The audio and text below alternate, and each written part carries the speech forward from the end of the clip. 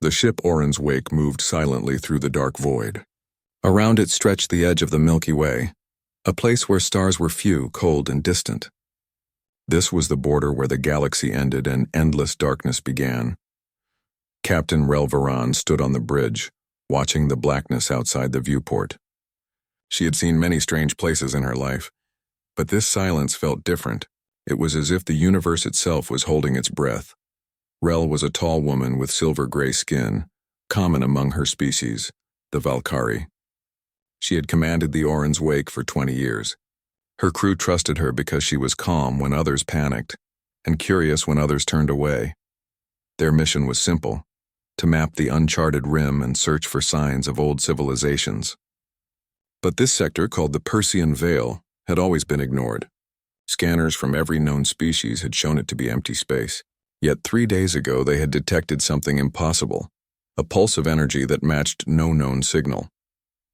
Rel turned to her science officer, Terran Ill, who was studying the readings. "Still the same frequency?" she asked. Terran nodded. "Yes, Captain. Constant amplitude, repeating every 8 hours. It's too regular to be natural." "But it's weak, very weak." Rel leaned closer. "Origin?" Terran hesitated.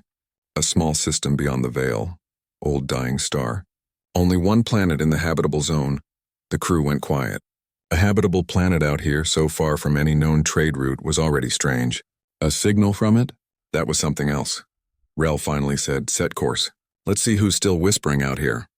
The journey took 2 days. The veil was a field of strange cosmic dust that interfered with sensors. When they finally broke through, every monitor on the ship lit up. "There it is," said the pilot. "Core." His voice was filled with awe. On the main screen, they saw a lonely yellow star, faint but still burning. Around it moved a single blue planet wrapped in thin white clouds. "It's beautiful," someone whispered. Rel's chest tightened. The planet looked familiar, though she had never seen it. The deep blue oceans, the white polar caps, the green land masses. It felt like a memory she didn't own. Terran looked up from his console, his voice trembling. "Captain, the data matches an ancient record. This world, it's Earth." The bridge went silent. The name carried weight even after 1,000 millennia. Earth, the mythical home of humanity. The species that legend said had once lit the stars with their dreams, and then vanished without a trace. Core swallowed. "I thought they were just a story." "Every story starts with truth," Rel murmured. "Bring us into orbit." The Orin's wake glided into high orbit over the silent world. The ship's scanners began to hum. No radio signals. "No power grids," said Terran. "But there are structures, entire cities half buried. Oceans are clean. Air is breathable. There's no sign of decay, no pollution. It's like the planet is asleep." Rel ordered a landing team. She would lead it herself. They descended through pale clouds and landed in the middle of what had once been a grand city. Stone towers, cracked roads, and strange metal vehicles now covered in moss. The air was still and cool. Birds sang somewhere far away, though scanners showed no life forms nearby. The team walked through empty streets. The symbols carved on walls were unreadable but graceful. They entered a large building, its front marked by letters still visible through the dust. United Nations. Inside, they found a hall filled with flags, all faded but intact. The colors had not turned to dust. Rel walked among them slowly. "Humans were real," Terran whispered. "They were here." Rel touched one of the flags. "And they were proud." Suddenly her scanner beeped. "Energy reading below us." They followed the signal down through broken floors until they reached a sealed metal door. It had no locks, no handle, but when Rel touched it, it opened with a low hum. A rush of cool air came out, untouched for ages. Inside was a huge underground vault. In the center stood a crystal structure, a transparent sphere glowing faintly with blue light. Machines surrounded it, humming softly, powered by something far beyond current understanding. Terran's voice shook. "It's still running." After thousands of years, Rel approached the sphere. As she did, it began to glow brighter. A shimmer passed through the air, and then a figure appeared and made of light. It was a man. He looked human. Brown hair, soft eyes, dressed in simple clothes. His expression was gentle and calm. "Greetings," the projection said. "If you are seeing this, then you are not of Earth. That means—" "We succeeded." The crew stared, frozen. Rel managed to speak. Who are you? I am Dr. Elias Wren, representative of the human continuum. This is our final message to those who come after. The hologram paused as if considering its words carefully. Humanity did not vanish. We changed. We reached a point where we could no longer stay as we were, bound to flesh and fear. We learned to free our minds, to join the energy of the cosmos itself. We became part of the quantum sea, a consciousness that flows between stars. We became the light that binds creation. Rel frowned. You're saying humans turned into energy? The projection smiled sadly. We became something between matter and thought. We left our bodies behind, but not our hearts. We chose to protect life, not rule it. Every spark of intelligence that grows in the galaxy carries a trace of us. A whisper, a dream, a little piece of what it means to be human. The words filled the room like a pulse of emotion. The crew felt warmth in their chests, a feeling like comfort and sorrow mixed together. Elias Wren's voice continued. If you have found this place, then our work is done. We were the beginning. You are the continuation.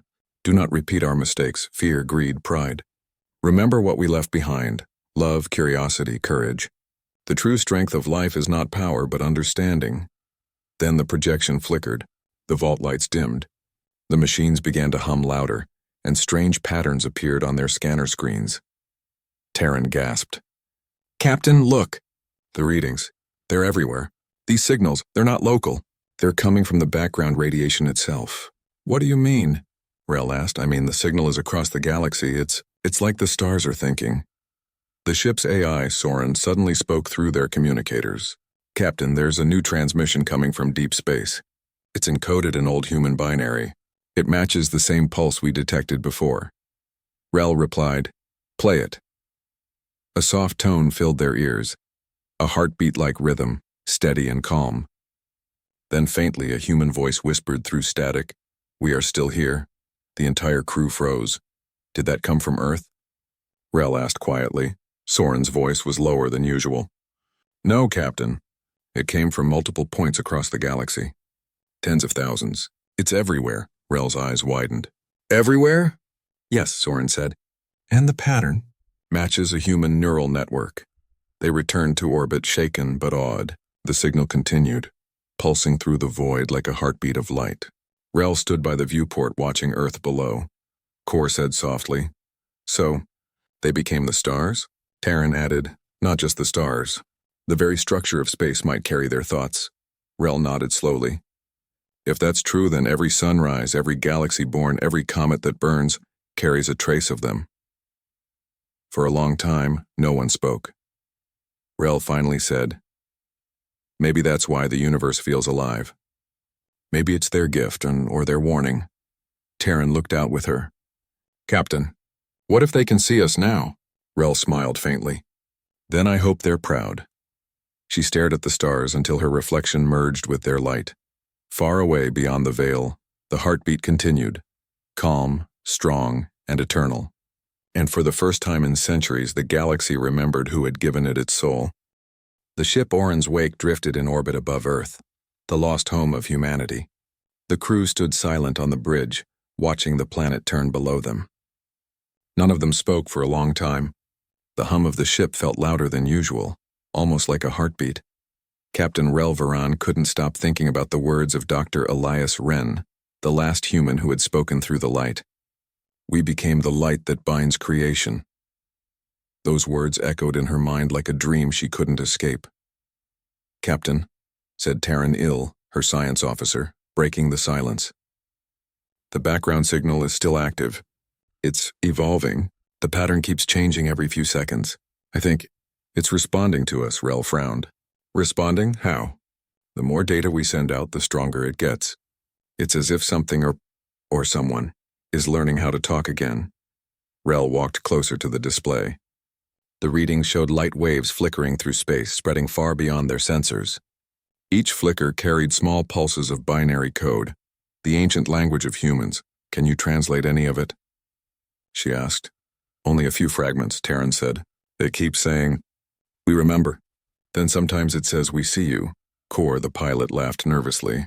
That's comforting and creepy at the same time. Rel turned to him. No jokes, Kor. If this is real, we might be the first living beings to speak with the minds of the ancients. Hours passed.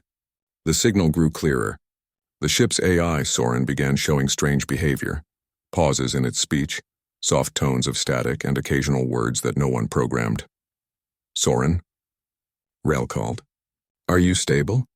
There was silence for a moment. Then the AI replied, but its voice was softer and warmer. Captain Rel Varan, I can see. Stars, Terran gasped. That wasn't Soren, that sounded... The voice continued. We are the dreamers.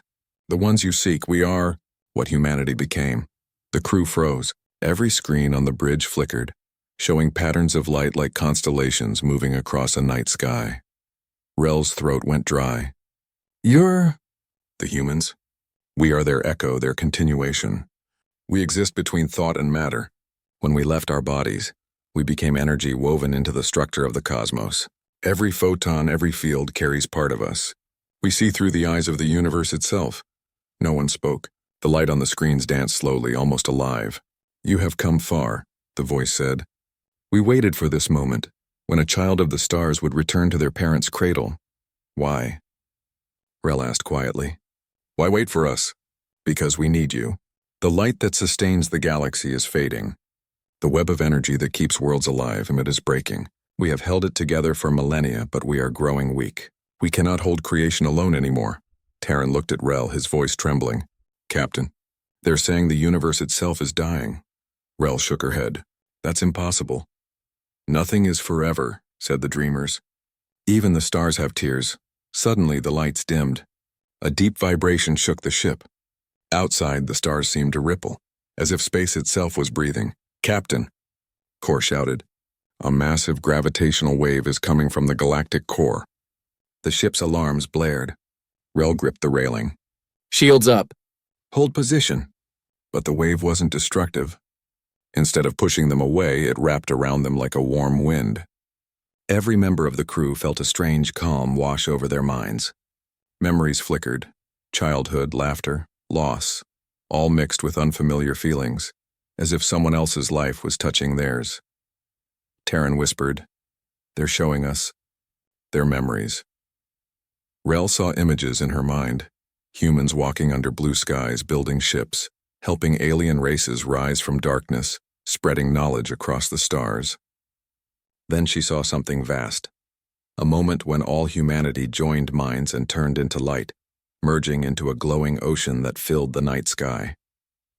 We became the soul of the stars, the voice said. We guided the birth of worlds. We whispered to young minds so they could dream of the impossible. Every time a being looked up and wondered, we were there. Rel felt tears in her eyes. You became the universe's conscience. Yes, but now the song grows faint. Entropy eats the pattern. We cannot renew it alone. Our energy fades, and with it the beauty of creation. That is why we called to you. Terran's voice was small. You want us to help? Yes, you are our descendants in spirit. Every intelligent race carries our spark. But only you, the Valkyrie, have come far enough to hear our voice clearly. Your technology and your compassion make you ready. Rel took a deep breath. What must we do? One among you must join us.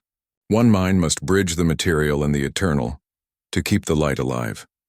But the choice must be made freely. The crew looked at one another. No one spoke. The meaning was clear. Whoever joined them would not return. Kor said quietly, That's suicide, Captain. Rel stared at the stars. Maybe not.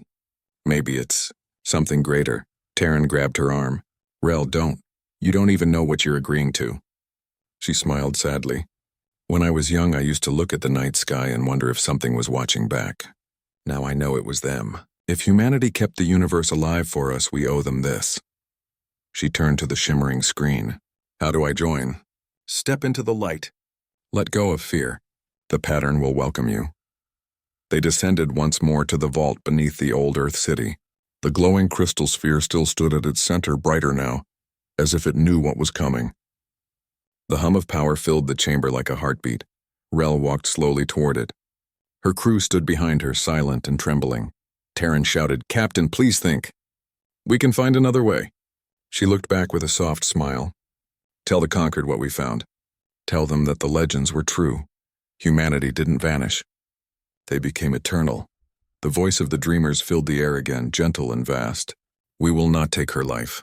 We will expand it beyond measure. Rel placed her hand on the sphere. The moment she touched it, light exploded outward. She gasped as warmth rushed through her body, not pain but overwhelming sensation. She saw the stars unfold before her eyes. Galaxies spinning like flowers, nebulae breathing with color. She felt every heartbeat of every living thing all at once. "Welcome, child of the stars," the dreamers whispered. "You are part of the song now." Her mind stretched farther than she had ever imagined. She saw the network, a shimmering web of light connecting every star, every atom. And within that web were faces, millions of human faces smiling at her, made of starlight and memory. "We kept the galaxy alive for so long," they said. "Now you will help us keep it for longer still." Rel spoke without words, her thoughts carried by light. "It's beautiful. It always was. You just couldn't see it before." Back on the Orcs' wake, the crew shielded their eyes as a pillar of light burst from Earth, reaching into space. It connected to the ship, then spread outward, a vast wave of blue fire racing across the stars. Every sensor showed impossible readings. Power levels surged. Gravitational fields stabilized. Terran fell to his knees, tears in his eyes. "She did it," Kor whispered. "Look." Outside, stars across the galaxy began to brighten. Slowly, gently, they pulsed in perfect rhythm, like the beating of a single heart. A voice came through the speakers. Rel's voice, calm and full of warmth. "Don't be afraid. I'm here, and they're here too." Terran stood up, trembling. "Rel, is that really you?" "Yes, I'm not gone. I'm everywhere. The dreamers welcomed me. We're restoring the pattern. The stars will live again." The light outside shimmered brighter, then softened.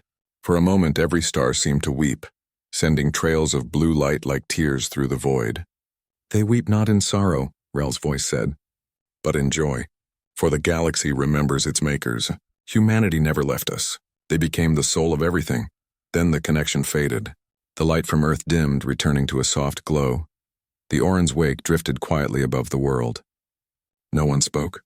Every member of the crew felt changed, as if a piece of the light still rested in their hearts. Terran whispered, "She's part of them now." Kor nodded slowly. "And because of her, so are we." Many years later, when the Orcs' wake returned to the galactic Concord, they carried the message of the dreamers. The news spread across 1,000 worlds. Humanity was not dead. They were the reason the stars still shone. Pilgrims came to the edge of the galaxy to look upon Earth. When they did, they said the stars seemed to shimmer brighter, as if smiling.